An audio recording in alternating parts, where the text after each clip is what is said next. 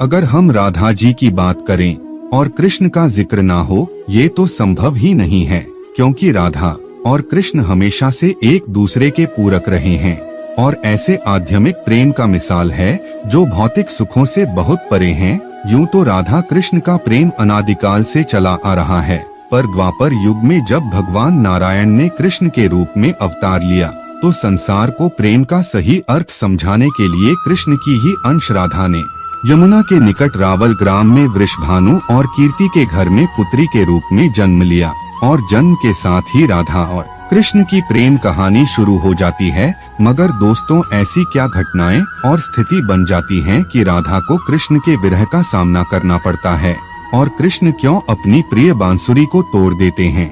इन सब सवालों के जवाब हम इस वीडियो में जानेंगे। दोस्तों, कहा जाता है कि राधा जन्म से ही अंधी थी और स्वर्ग लोक से ये वचन लेकर पृथ्वी लोक आई थी कि श्री कृष्ण की प्रथम दृष्टि जब उन पर पड़ेगी तभी वह संपूर्ण जगत को देखेंगी, अन्यथा नहीं। तो देखा आपने कैसे शुरुआत से ही दोनों एक दूसरे से जुड़े रहे। बचपन से ही श्री कृष्ण अपनी लीलाओं और मधुर बांसुरी की धुन से पूरे बरसाना वासियों का मनमोहित करते रहते थे। राधा और कृष्ण तो 8 साल की उम्र से ही अपने प्रेम का आनंद लेने लगे थे। श्री कृष्ण को अपने जीवन में राधा और बांसुरी दो ही सबसे प्रिय थे, जो आपस में एक दूसरे से गहराई से जुड़े थे। जब भी श्री कृष्ण बांसुरी बजाते तो राधा उनके पास दौड़ी चली आती और घंटों तक बांसुरी की धुन में मग्न रहती, जो उनके प्रेम को और बढ़ाता गया। वो यमुना नदी की तट पर बैठकर घंटों तक समय व्यतीत करते थे, पर ये उनका सुखद समय कुछ ही वर्षों का था, क्योंकि जैसे ही कृष्ण के मामा कंस को श्री कृष्ण के वृंदावन में होने का पता चला, उसने तुरंत ही श्री कृष्ण को मथुरा में युद्ध का निमंत्रण दे दिया, जिसके लिए कृष्ण को अपनी यशोदा माँ और पूरे गांव के साथ साथ राधा को भी छोड़कर जाना पड़ा। कृष्ण और राधा दोनों को पहले से ही पता था कि कृष्ण अब कभी भी वृंदावन वापस नहीं आ पाएंगे और बहुत समय तक एक दूसरे से मिल भी नहीं पाएंगे। इसलिए मथुरा जाने से पहले राधा ने कृष्ण से 2 वचन लिए। पहला वचन था कि राधा के हृदय में हमेशा केवल कान्हा का वास रहेगा और दूसरे वचन के अनुसार मृत्यु से पहले उन्हें कान्हा के दर्शन होंगे।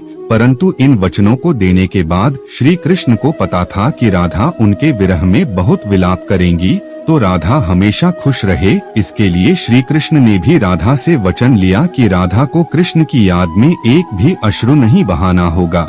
ये वचन लेने के बाद श्री कृष्ण मथुरा की ओर बढ़ जाते हैं और राधा वृंदावन में ही रह जाती हैं, जिसके बाद से राधा का वर्णन बहुत कम ही मिलता है। इसके बाद कृष्ण मथुरा में जाकर कंस का वध करते हैं और अपने माता पिता देवकी और वासुदेव को मुक्त कराते हैं और मथुरा से आगे बढ़कर प्रजा की रक्षा के लिए द्वारिका नगरी की स्थापना करते हैं, जिसके बाद से उन्हें द्वारकाधीश कहा गया। श्री कृष्ण द्वारिका में रुक्मिणी और सत्यभामा से भी विवाह करते हैं। साथ ही इनके अलावा भी कृष्ण की 16,108 रानियां थी, जिसमें से रुक्मिणी उनकी सबसे प्रिय पत्नी थी। उन्होंने केवल कृष्ण की छवि को देखकर ही उन्हें अपने मन में बसा लिया था और कृष्ण से विवाह के लिए वह अपने भाई रुक्मी के विरुद्ध भी चली गई थी। वह प्रेम पत्र के माध्यम से कृष्ण को बुलाकर कृष्ण के साथ भाग गई थी। फिर उन्होंने कृष्ण के साथ द्वारका नगरी में सुखपूर्वक अपना जीवन व्यतीत किया और कृष्ण भी अपने दैवीय कार्यों में लीन हो गए।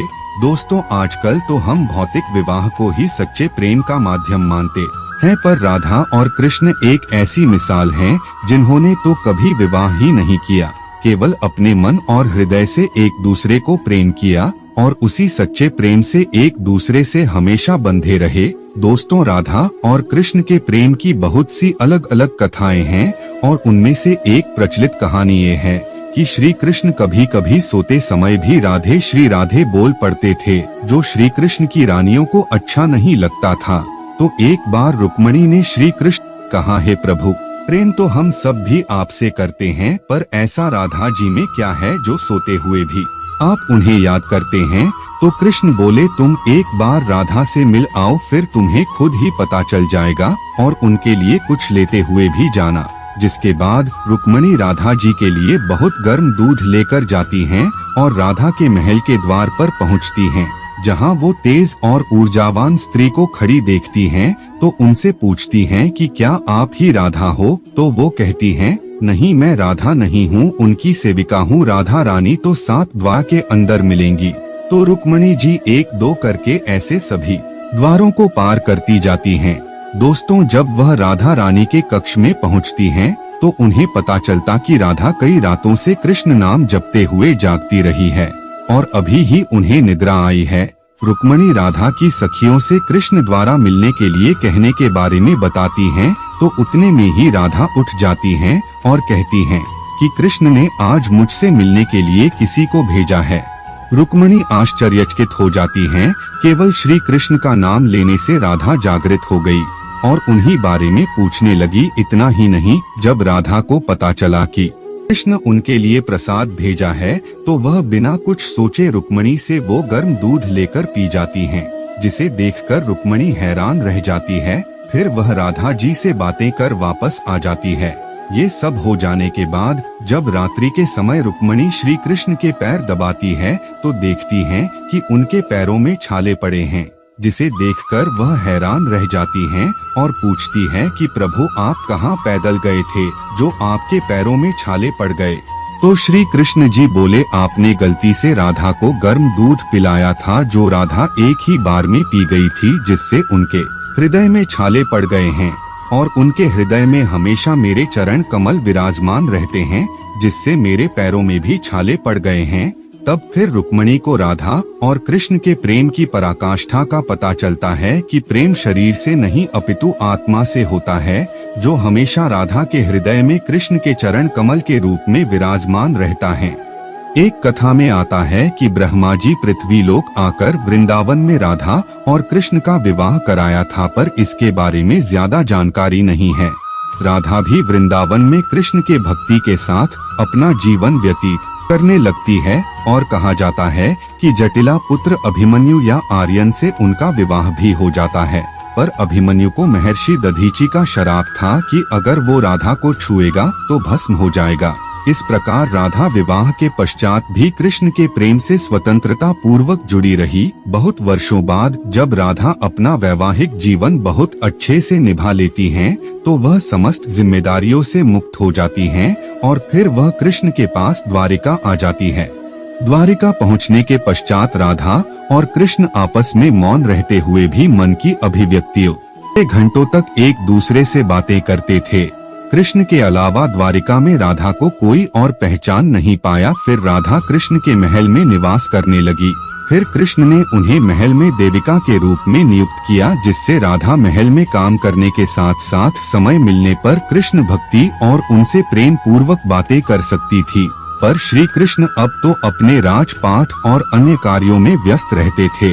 दूसरी ओर राधा अपने पुराने कृष्ण को याद करती रहती थी, तो कृष्ण का पुराने दिनों जैसा साथ न पाकर राधा का मन और अधिक व्याकुल रहने लगा और उन्हें डर सताने लगा कि कृष्ण की जो मधुर मनोहर छवि उनके हृदय में है, वो कहीं धूमिल ना हो जाए। इसलिए राधा ने चुपचाप तरीके से राजभवन और द्वारिका नगरी भी छोड़ दी। जिसके बाद ऐसे ही कुछ समय और बीतने के बाद जब राधा का अंतिम समय पास आने लगा, तब उन्होंने कृष्ण का स्मरण कर उन्हें अपने वचन की याद दिलाई। राधा के स्मरण करते ही कृष्ण वहां दौड़े दौड़े चले आए, परंतु राधा की अत्यंत दयनीय स्थिति देखकर वे अत्यधिक भावुक हो गए और उन्होंने राधा से अंतिम समय में कुछ मांगने को कहा, जिस पर राधा ने उनके सामने एक ही इच्छा प्रकट की कि वह उनके जीवन के अंतिम क्षणों में कृष्ण का वही रूप देखना चाहती है जैसा वो वृंदावन में देखा करती थी। वो उन्हें बांसुरी की मीठी धुन बजाते हुए सुनना चाहती हैं। राधा का बस इतना कहना था कि कृष्ण ने अपनी बांसुरी उठाई और वही मीठी धुन बजाने लगे और बांसुरी बजाते हुए कृष्ण और बांसुरी की धुन सुनती राधा दोनों के ही आंखों से प्रेम की आंसुओं की धारा बहने लगी। इतना ही नहीं, बांसुरी की मीठी धुन सुनते सुनते देवी राधा ने उनके सामने प्राण त्याग दिए, जिसके बाद उनकी मृत्यु से कृष्ण इतने विचलित हो गए थे कि उन्होंने अपनी प्रिय बांसुरी को वही तोड़कर फेंक दिया। और ऐसे ही राधा की मृत्यु के साथ ही कृष्ण ने बांसुरी से हमेशा के ये मुख मोड़ लिया, क्योंकि बांसुरी और राधा का एक अद्भुत रिश्ता था। इसलिए राधा की मृत्यु के पश्चात कृष्ण ने अपने शेष जीवन में बांसुरी तो क्या किसी अन्य वाद्य यंत्र को हाथ भी नहीं लगाया। दोस्तों, राधा और कृष्ण की प्रेम कहानी के लिए कहा भी जाता है, एक प्राण दो देही राधा संग स्नेही, जिनके शरीर बस अलग थे पर आत्मा एक ही थी। तो दोस्तों, कैसा लगा आपको हमारा आज का यह वीडियो? हमें कमेंट करके जरूर बताएं और जाने से पहले हमारे चैनल को सब्सक्राइब जरूर कर दीजिएगा। धन्यवाद।